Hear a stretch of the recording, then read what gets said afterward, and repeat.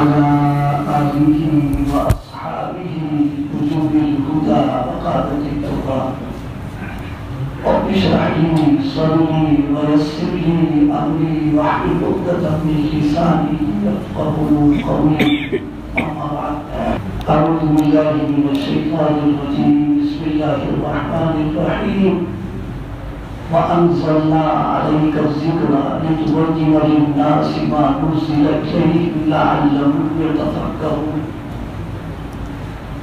وقال النبي صلى الله عليه وسلم تركت فيكم أمرين لم تضلوا ما تمسكتم بهما كتاب الله وسنة رسوله أو كما قال عليه الصلاة والسلام. ویسے کیا نام ہے؟ تعلیم القرآن. ہم سب کے لیے بڑی مسرت اور خوشی کا موقع ہے کہ اللہ پاک نے ایسی مجلس میں شرکت کی اور حاضری کی توفیق عطا فرمائی ہے جس میں مدرسہ تعلیم القرآن کے وہ عزیز طلبہ جن کو تکمیل حفظ قرآن کی نعمت ملی ہے ان کی دستار بندی کا عمل ہو رہا ہے ہوا ہے. اللہ پاک اس دولت کو ان کو مبارک بھی کرے اور پوری زندگی اس کے حقوق ادا کرنے کی توفیق بھی عطا فرمائے. ان بچوں کو جو یہ نعمت ملی ہوئی ہے اس میں ان کے والدین اور ان کے سرپرست مدرسے کا پورا عملہ اور مدرسے کے جتنے معاملین ہیں سب کی محنتیں دعائیں اور توجہات کی بنیاد پر یہ خوشی کے دن میسر ہوئے ہیں. اللہ پاک سب کی محنتوں کو قبول فرما لے اور ادارے کو اللہ ترقیات سے نوازے. ایک بات پہلے آپ کو کرتے ہیں اداروں کے لیے دعا مانگی جائے. میرے حضرت رحمۃ اللہ علیہ کا ایک معمول تھا کہ جب وہ دعا مانگا کرتے تھے تو تنہا اپنے ادارے کے لیے نہیں مانگا کرتے تھے بلکہ ان کا انداز یہ ہوتا تھا کہ پورے عالم میں جہاں کہیں بھی دین کا کام ہو رہا ہو کسی شکل میں کسی بھی صورت میں اللہ پاک اس کام کی حفاظت فرمائے کام کرنے والوں کی حفاظت فرمائے کام کی اور کام کے جگہوں کے باقی رکھنے کا فیصلہ فرما دیتا. سب کے لیے مانگا جائے تاکہ چونکہ ہم سب لوگ ایک دوسرے سے جڑے ہوئے اور ایک دوسرے کی مدد سے کام چل رہا ہے تو اس لیے سب کے لیے دعا مانگنا چاہیے. اس وقت میں نے ایک آیت کریمہ کی تلاوت کی ہے اور حدیث پاک میں پڑھی ہے. مولانا نے اصلاحی پہلوؤں سے قیمتی باتیں آپ کے سامنے رکھی ہیں. اللہ پاک ان باتوں کو قبول فرما لے ہم کو عمل کرنے کی توفیق عطا فرمائے. اس وقت تو صرف چند باتیں مجھے عرض کرنا ہے. سب سے پہلی بات قرآن پاک کے تعلیم سے ہے. دیکھیے اللہ پاک نے انسان کو عقل کی اور فہم کی نعمت عطا فرمائی. یہ وہ نعمت ہے کہ جس سے انسان اور جانور میں فرق ہوتا ہے. عقل دی ہے فہم عطا فرمائی شعور عطا فرمایا. اس کی وجہ سے اچھے برے کی تمیز معلوم ہو جاتی ہے صحیح غلط کا فیصلہ بھی کر لیتا ہے. یہ عقل اللہ نے دی اور یہ ایک بہت بڑی نعمت ہے. اسی لیے قرآن پاک میں بھی اور حدیث مبارکہ میں بھی بار بار توجہ دلائی گئی ہے. کہیں فرمایا لعلکم تعقلون کہیں پر فرمایا لعلکم تتفکرون. اللہ یہ کہہ رہے ہیں کہ دیکھو تم کو عقل دی ہے غور کرنے کے لیے فکر کرنے کے لیے سوچنے کے لیے سمجھنے کے لیے ایک نعمت اللہ نے عطا فرمائی. لیکن عقل کی جو نعمت ملی ہوئی ہے اب اس بارے میں جو مجھے توجہ دلانا ہے وہ یہ کہ کچھ لوگ ان کی سوچ یہ ہے کہ دین کے معاملے میں اور قرآن اور حدیث کے معاملے میں ہم اپنی عقل کو دخل کیوں نہیں دیتے ہیں. اور قرآن پاک کو اپنی عقل کی روشنی سے کیوں نہیں اس کو ہم حل کر لیتے ہیں؟ اس تعلق سے بس بہت مختصر طور پر، موضوع بہت لمبا ہے لیکن توجہ سے دلانا ہے اس کو۔ وہ کیا؟ شریعت اور دین کا معاملہ الگ۔ ہم آپ سے یہ پوچھیں کہ آپ یہ بتائیے، کچہری اور کورٹ کے جو معاملات پیش آتے رہتے ہیں، یعنی مقدمہ آپس کے ہوں، کھیت کے ہوں یا کسی اور چیز کے ہوں، تو اس موقع پر کچہری اور کورٹ میں وکیل کی کیوں ضرورت پیش آتی ہے؟ عقل تو ہمارے پاس ہے، تجربہ ہے، ذکاوت ہے، ذہانت ہے، ہم بہت فہیم ہیں، تو وکیل کی کیا ضرورت ہے؟ وہاں عقل ہماری کیوں نہیں کام کرتی؟ اسی طریقے سے دوا اور علاج، میڈیکل لائن میں ہم بیمار ہو گئے تو اب ڈاکٹر صاحب کے پاس کیوں جا رہے ہیں؟ آج کے دور میں میڈیکل لائن میں کتابیں آ گئی ہیں، اردو میں بھی ہے، فارسی میں بھی ہے، انگلش میں بھی سب کچھ موجود ہے، تو خود کیوں نہیں علاج کر لیتے؟ یہ میں آپ کو دعوت دے رہا ہوں، غور کریں آپ اس مسئلے پر۔ کچہری اور کورٹ کے جو معاملات ہیں، اس کے جو قانون اور اصول ہیں، وہ ہمارے ہی جیسے لوگوں نے بنا رکھے ہیں، لیکن وہاں ہماری عقل نہیں۔ وہاں پر تو یہ ہے کہ اس لائن کا جو آدمی ہوگا، یعنی باقاعدہ جس کے پاس وکالت کی ڈگری ہے، اس کو حق پہنچے گا کہ جناب والا کوچری میں کورٹ میں کھڑے ہو کر کے گفتگو کرے اور بحث کرے۔ اسی طریقے سے میڈیکل لائن میں جو آدمی کتابوں کا مطالعہ کر لے تو وہ بھی دوا کھانا شروع کر دے، بیٹھ کر کے علاج کرنا شروع کر دے۔ لیکن نہیں، یہ ہماری عقل میں آتی ہے یہ بات کہ کسی عام آدمی کو چاہے کتنا ذہین ہو، کتنا سمجھدار ہو اور اس کے اندر کتنے تجربات ہو، لیکن ان لائنوں میں دخل دینے کی اس کو اجازت نہیں، بلکہ قانوناً جرم ہے۔ مثلا فرخ آباد کا کوئی آدمی بہت انگریزی بہت اچھی ہے، اس کا مطالعہ بہت وسیع ہے اور ڈگری اس کے پاس بہت موجود ہے، اب وہ جناب والا ٹائی لگا کر کے اور کالا کوٹ پہن کر کے اور اپنے مقدمات کے لیے چلا جائے عدالت میں کہ صاحب وکیلوں کی کیا ضرورت؟ میں تو جانتا ہوں ساری چیزوں کو۔ آپ بتائیے کیا اس کو عدالت کی اجازت دے گی؟ بلکہ میں تو سمجھتا ہوں کہ وہ مجرم ہے، وہ شخص کہ جب اس لائن کی ڈگری تمہارے پاس نہیں ہے اور باقاعدہ تمہیں میری پڑھا نہیں ہے تو تم کو کیا حق پہنچتا ہے کہ تم جو ہے آ کر کے یہاں پر گفتگو کرو، بحث کرو؟ یہ تھوڑی سی میں نے توجہ دلانے کے لیے عرض کی بات یہ کہ جب ہمارے جیسے لوگوں کے بنائے ہوئے اصول اور ضوابط اور قوانین اس کو عام آدمی کو دخل دینے کی اجازت نہیں ہوتی ہے تو دین تو سراپا وحی ہے، اس میں عقل کو دخل دینے کی کہاں سے اجازت مل جائے گی؟ آج یہ بہت بڑی بھول ہو گئی ہے اور لوگ بار بار یہ پوچھتے رہتے ہیں کہ بھئی علماء کو کیا ہو گیا ہے کہ جناب والا عقل ہے، فہم ہے، یہ کس کے لیے اللہ نے دیا؟ ایک دوسری بات، عقل کہاں تک کام کرتی ہے، اس کا دائرہ کیا ہے؟ ابھی اس پر ہم نے غور نہیں کیا ہے۔ عقل کا دائرہ جو ہے وہ، میں چونکہ عربی درسگاہ کا آدمی ہوں تو اصطلاحی لفظ استعمال کروں گا، اللہ کرے اس کو آپ سمجھیں۔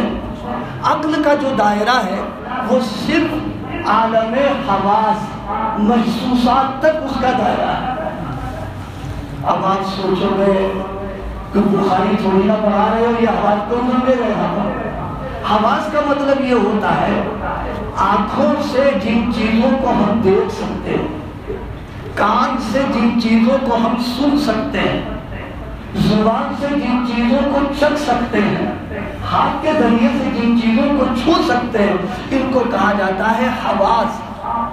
تو گویا عقل کے کام کرنے کا جو دائرہ ہوتا ہے وہ محسوسات ہے۔ محسوسات کے آگے جو مغیبات، جہاں عقل پہنچ ہی نہیں سکتی ہے، وہاں عقل کا دائرہ کوئی کام نہیں کر سکتا۔ اللہ پاک نے دین کی بنیاد عقل پر، فہم پر، ذکاوت و ذہانت پر نہیں رکھی ہے، اللہ پاک نے دین کی بنیاد نقل کے اوپر رکھی ہے۔ نقل کا مطلب کیا ہے؟ اللہ پاک اپنے قوانین، اپنی ہدایات، اپنے اصول کو وحی کے ذریعے سے نبی پر اتارے جاتا ہے۔ تو عقل کے تعلق سے میں نے بہت سمیٹ کر کے یہ بات بیان کی ہے کہ عقل کا دائرہ ایک محدود ہے، وہ محسوسات تک کام کرے گی، اس کے بعد وہ کام نہیں کرے گی، اس کے بعد اس کا معاملہ اللہ کے ساتھ موضوعات پر پہنچ جاتا ہے۔ ایک اور دوسری بات یہاں پر ایک اور سمجھنے کی ہے، اللہ پاک نے ہم کو پیدا کیا عبدیت کے لیے، بندگی کے لیے اور عبادت کے لیے، اور کوئی کام نہیں ہے۔ پیدا کیا اللہ نے عبدیت اور بندگی اور عبادت کے لیے، تو عبادت کا طریقہ ہم بتائیں گے، انسان بتائے گا؟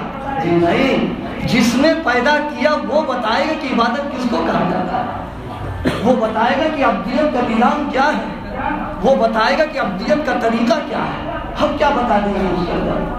آج کے دور میں سمجھنے کے لیے بہت آسان بیان کر دوں، امریکہ، جاپان اور برطانیہ ایک سے ایک مشین تیار کرتی ہے، لیکن کیا ان مشینوں کو جب ہم خریدیں گے تو خریدنے کے بعد اس کے چلانے کا طریقہ ہم بتائیں گے یا بنانے والا بتائے گا؟ میں تو ایک مثال دیا کرتا ہوں سمجھانے کے لیے۔ آپ نے 4 پہیے کی گاڑی خرید لی 50-60 لاکھ کی، ٹھیک ہے، بہت اچھا، آپ کی حیثیت خرید لی آپ نے، لیکن اتنی قیمتی گاڑی خریدنے کے بعد پھر بھی آپ یہ سوچیں کہ ہم تو مالک ہیں، پیسہ ہمارا لگا ہے، لہذا اس کے چلانے میں اور اس کے تیل وغیرہ میں ہم آزاد ہیں، جو چاہے ڈال دیں اس کے اوپر۔ اگر پیٹرول کی گاڑی ہے اور آپ جناب والا اس کے اندر جو ہے پیٹرول کے بجائے کوئی دوسری چیز آپ ڈال دیں گے، آپ بتائیے گاڑی بیٹھ جائے گی، چل نہیں سکتی ہے، چلے گی جبھی جب اس کے اندر جو پیٹرول ڈالا جائے گا، ڈیزل نہیں چلے گا۔ اور اگر کہیں آپ نے یہ سوچا کہ ڈیزل اور پیٹرول تو مہنگا والا مٹی کا تیل ڈالتے ہیں، مٹی کا تیل اور پیٹرول دونوں ایک ہیں، وہ اعلیٰ درجے کا صاف ہوتا ہے، یہ میلا ہوتا ہے، لیکن جس دن آپ نے یہ عقل بندی کی اس دن والوں وہ 50 لاکھ چلے گا۔ میری بات سمجھ میں آ گئی کہ نہیں آ گئی؟ اپنی جوانی کے زمانے کی تجربہ کہہ دیجئے یا سادگی میں کروں گا آپ کو سنانے کے لیے۔ میں ایک پروگرام میں گیا، رات میں واپسی ہو رہی تھی، اتفاق سے ہردوئی میرا خیال یہ ہے کہ 20 کلومیٹر ہو گیا، یہ آج سے 20-25 سال پہلے کی بات ہے۔ اس وقت اتنی سہولیات ملیں گی، بالکل جنگل، گاڑی وہاں بند ہو گئی، نہ وہاں کوئی ادب، نہ ادب ذات، نہ کوئی آنے والا نہ جانے والا۔ تو میں نے اس سے پوچھا بھیا یہ گاڑی کیوں بند ہو گئی؟ کہا صاحب کیا بتائیں، اس وقت تیل ختم ہو گیا، تو کچھ جوانی نہیں تھی، کچھ غصہ کے اندر سے بہت آیا مجھے، لیکن چونکہ اس گاڑی میرے پاس آتی نہیں تھی، گاڑی کرائے کی تھی، کہ صاحب کیا بتائیں کہ جو مالکان ہوتے ہیں یہ اتنا ہی دیتے ہیں کہ جتنا بس بمشکل تمام پورا ہو جائے، اب رات کا وقت گاڑی کیا کی ہے اس کو؟ تو میں نے پوچھا کہ یہ چلے گی کیسے؟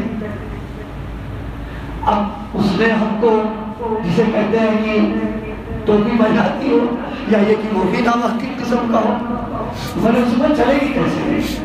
انہوں نے کہا تیل کہیں نہ مل جائے۔ تو میرے ساتھ میں ایک صاحب تھے، مرحوم نے اللہ ان کی مغفرت فرما دے، تھوڑی دور پر ان کے کچھ جاننے والے بھی موجود تھے، تو میں نے کہا کیا بھٹی کی تیل سے چل جائے گی؟ اس نے کہا صاحب بھٹی تیل سے چل جائے گی۔ اب وہ اندھیرے میں چانے گئے وہاں سے، اب کیسے کیسے تیل لے کر کے آئے، اب لانے کے بعد انہوں نے ترکیب اس کو کر دی، گاڑی اسٹارٹ تو ہو گئی اور غالباً 1-2 قدم چلی ہوگی پھر تم جام ہو گئی۔ میں نے کہا اب کیا ہوگا؟ کہا حضور وہ پیٹرول کی گاڑی اور آپ نے مٹی کا تیل لگوا دیا، ابھی جائے گا جام ہو گئی۔ یہ میں اس پر عرض کرنا چاہ رہا ہوں کہ انسان کی بنائی ہوئی چیز اس میں اگر ہم دخل دیں اور بنانے والے کی مرضی کے ہم خلاف معاملہ کریں گے تو یاد رکھیے سوائے نقصان کے کچھ نہیں ہو سکتا. تو جب اپنی بنائی ہوئی چیز میں ہم بنانے والے کے محتاج ہیں تو اللہ پاک نے جس کو بنایا ہے اس میں ہم یقیناً اس کے رہنمائی کے محتاج رہیں گے. ہم اس کو اپنی عقل سے طے نہیں کر سکتے. یہ میں نے اس پر عرض کیا. سیدنا حضرت علی کرم اللہ وجہہ کا قول روایات کے اندر موجود ہے. فرمایا لو کان الدین بالعقل لو کان الدین بالرأی. فرمایا دین کا معاملہ اگر انسان کی عقل اور انسان کی فہم اور انسان کی سمجھ سے ہوتا تو ایک بڑی پیاری مثال تھی آپ کی سمجھ میں آ رہی ہو. دیکھو چمڑے کا موزہ پہنا جاتا ہے, اس پر مسح کرتے ہیں اوپر والے حصے پر, نیچے جو تلا ہوتا ہے اس پر مسح نہیں کیا جاتا ہے. لیکن عقل سے اگر آپ سوچیں تو اس کا تقاضا یہ نکل رہا ہے کہ جو تلا نیچے کا ہے وہ زمین پر لگتا ہے, گرد و غبار آتی ہے اس پر جو ہے جناب والا کبھی کبھی تنکے آ جاتے ہیں. تو عقل کا تقاضا یہ تھا مسح کرنے کا حکم نیچے دیا جاتا, لیکن شریعت نے حکم دیا کہ مسح اوپر کرو. حضرت علی فرماتے ہیں لو کان الدین بالرأی, اگر دین کا تعلق عقل سے ہوتا تو عقل کا تقاضا یہاں پر یہی تھا کہ نیچے مسح کیا جائے. لیکن عقلیت یہ ہے کہ محمد رسول اللہ نے فرما دیا ہے اوپر تم کو کرنا ہے وحی کے ذریعے سے, لہذا عقل کو دخل نہیں دیا جائے گا. کچھ میری بات سمجھ میں آ گئی. میں نے کیا عرض کیا؟ میں نے عرض یہ کیا آپ کے سامنے کہ دین کا بنیاد نقل پر ہے, اور نقل میں سب سے آخری کتاب قرآن پاک ہے. قرآن پاک کے سمجھنے کے لیے بس تھوڑی سی وضاحت کرتے چلیں, اور یہ ایسا میں جس پہلو پر آپ کو توجہ دلا رہا ہوں یہ بالکل عام فہم ہے, یہ کوئی دقیق بحث نہیں ہے یہاں پر ہے, بس تھوڑی سی توجہ کریں گے آپ کی سمجھ میں آئے گی.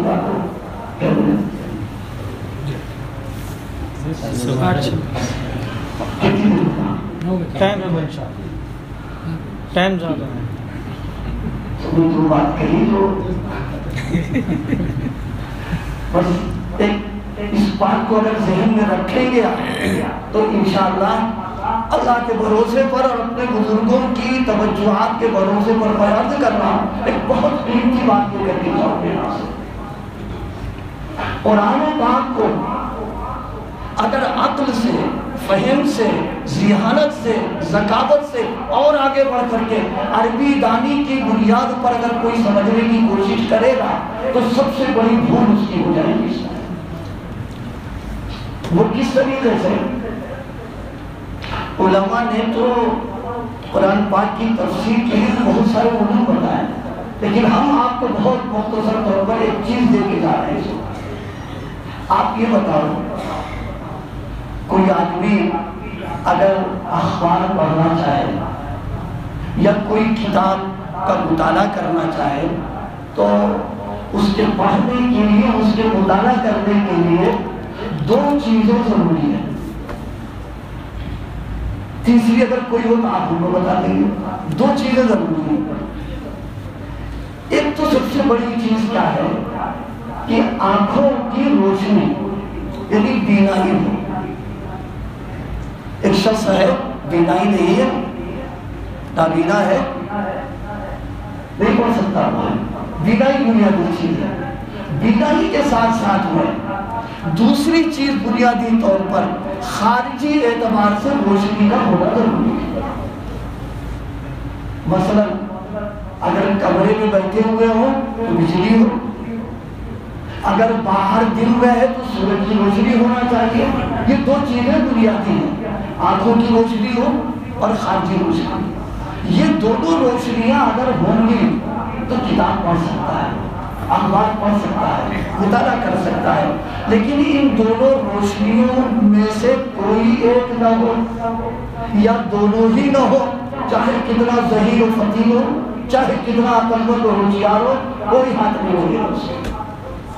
اور الحمدللہ ہم سب لوگ بینا ہے, اللہ کی تقریباً کر دیا اور اخبار آپ کو دے دیا گیا.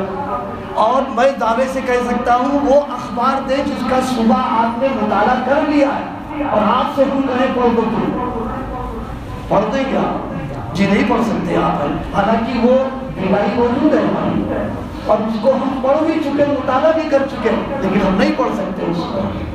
اچھا، اور اگر پورے کمرے میں 1000 واٹ کے کئی بلب لگا دیے جائیں لیکن نابیناؤں کو لا کے جمع کر دو، پڑھ لے گا وہ؟ جی نہیں پڑھ سکتا۔ پڑھنے کے لیے 2 روشنیوں کا ہونا ضروری ہے، ایک تو بینائی کا ہونا اور دوسرے خارجی روشنی کا ہونا۔ یہ سمجھ میں آگے ہی نہیں آئی بات؟ بالکل اسی طریقے سے مراد ربانی یعنی قرآن مجید میں اللہ پاک کی مراد کیا ہے، اللہ کا منشا کیا ہے، اللہ پاک چاہتا کیا ہے، جس کا مطالبہ کیا ہے، اس کے سمجھنے کے لیے بھی 2 روشنیوں کا ہونا ضروری ہے۔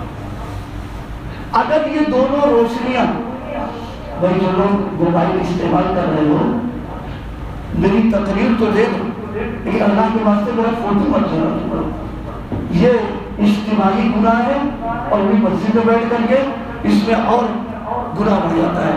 اور میں بالکل بری ہوئی ماننے سے سنوا کیا میں نے مولانا کچھ ایسے کہا تھا لیکن شاید کچھ لوگ یہاں موجود نہیں تھے تو میں نے کہا میں خود ہی اعلان کر دوں۔ دیکھو میں 1.5 پسلی کا آدمی ہوں، اپنے ہی بوجھ اٹھانا مشکل ہے نہ کہ گناہ کا اور بوجھ لاد میں ہو اس کو اٹھائے ہو، اس لیے آپ حضرات اس کی ضرورت بالکل نہ کریں۔ اور میری تو رائے یہ ہے موبائل میں نہ لگیے، اپنا دماغ حاضر کیجیے، جو میں کہہ رہا ہوں اس کو سمجھا دیں۔ دونوں روشنیاں سمجھ میں آ گئی، آنکھوں کی بینائی اور خارجی روشنی۔ بالکل اسی طریقے سے قرآن کے معنی اور مطالب اور وحی الہی کے معنی کو سمجھنے کے لیے ایک روشنی سب سے پہلی ضروری ہے کہ ایمان کی روشنی موجود ہے۔ اگر ایمان نہیں ہے قرآن کی فہم نہیں ہے، جیسے بینائی نہ ہو آدمی پڑھ نہیں سکتا ہے، اسی طریقے سے قرآن کی فہم، قرآن کے معنی و مطالب کا سمجھنا، اگر ایمان نہیں ہے اس کو نوٹ کر لیجئے، قیامت تک اس کو قرآن کی فہم نہیں مل پائے گی۔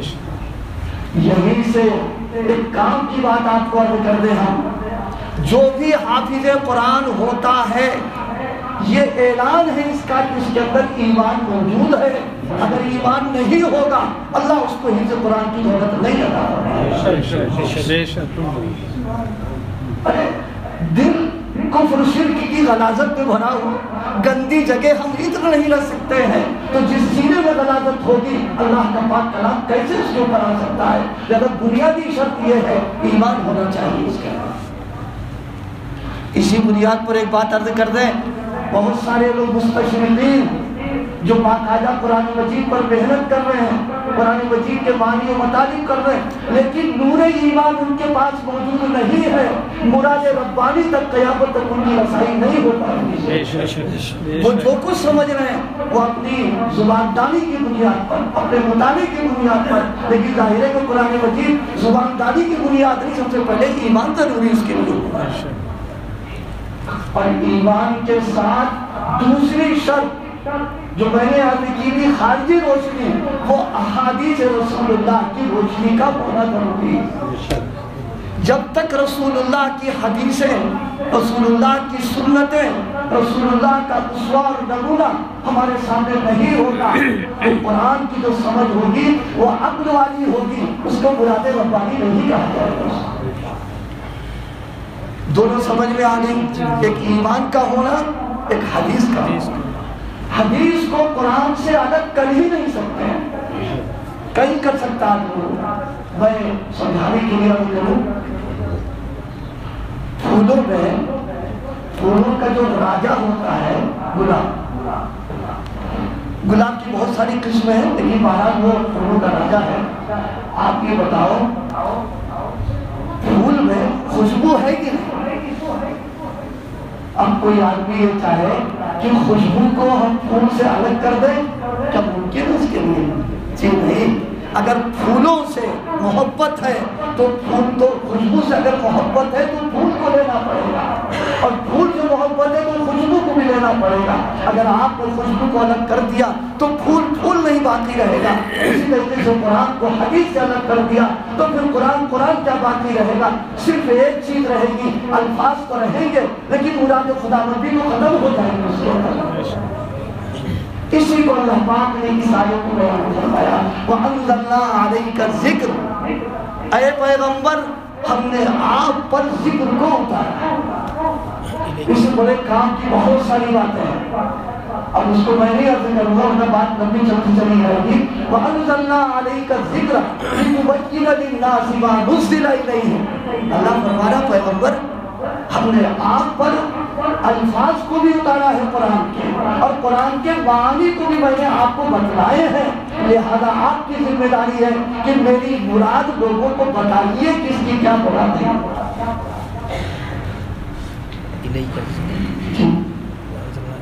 وَأَنزَلْنَا إِلَيْكَ الذِّكْرَ، نازل کیا ہم نے قرآن مجید کو.